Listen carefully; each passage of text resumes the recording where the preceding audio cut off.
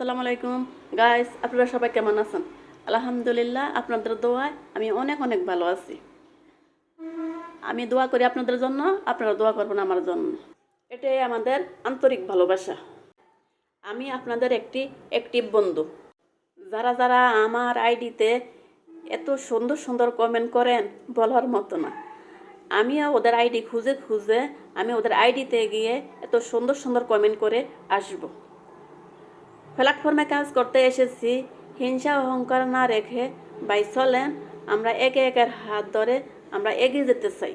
So চলেন আমরা ছোট ছোট ইউজার, আমরা ছোটদেরকে ভালোবেসে যাই। আমি কথা বলতে বলতে আমি আজকে রসুন মরিচের ভর্তা আর হইল বোম্বাই মরিচ লেবুর রস দিয়ে আমি ভাত খেয়ে ফেলছি।